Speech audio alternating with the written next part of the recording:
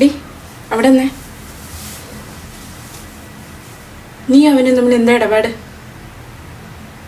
ആരാന്ന് നിനക്കറിയത്തില്ല? ആ കല്യാണപ്പുരയിലുണ്ടായിരുന്ന ചെക്കൻ.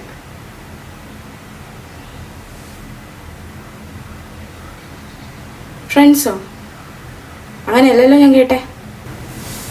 എവിടേക്കാ? കോളേജിലേക്കോ? ഞാനും വരുന്നുണ്ട്. അതെന്താ? എനിക്ക് നിൻ്റെ കോളേജിലേക്ക് വന്നൂടെ? എനിക്ക് നിൻ്റെ ടീച്ചർ ഒന്ന് കാണാനുണ്ട്. വാ നടക്ക. ഇതോടെ നിർത്തിക്കൊള്ളണം ഫ്രണ്ട്സ് ഇത് അത് ഇത് എന്നൊക്കെ പറഞ്ഞ് പോകുന്നത്.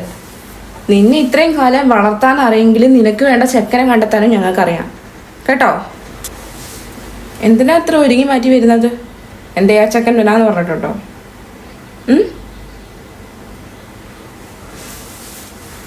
പറയാൻ പറ്റൂലേ, ഇപ്പോഴത്തെ കാലമല്ലേ. ഒരുങ്ങി മാറ്റിപ്പോയി അവൻ്റെ കൂടെ അതിൽ തന്നെ അങ്ങ് പോയാലോ? ഞങ്ങളിങ്ങനെ അറിയോ? ഞാൻ അറിയണം ഇതിവിടെ അവസാനിച്ചൊന്ന് കൂട്ടിക്കോളാം. അച്ഛനാണ് അറിഞ്ഞിരുന്നെങ്കിൽ നിന്റെ തലയുണ്ടാവില്ലായിരുന്നു. അവക്ക് പ്രേമിക്കാൻ കണ്ട ചെക്കനെ.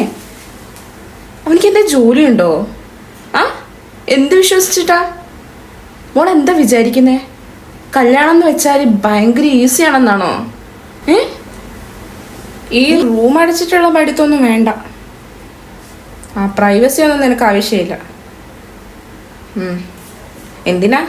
വേറെ ഫോണാകുമ്പോൾ മേടിച്ചു തന്നിട്ടുണ്ടാവും. വിളിച്ചിരിക്കാനായിരിക്കും അല്ലേ?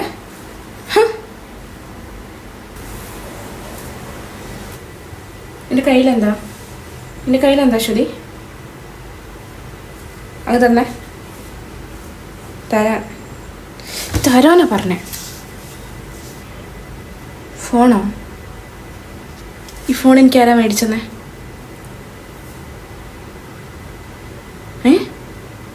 എന്ന് മിണ്ടാത്ത നീ?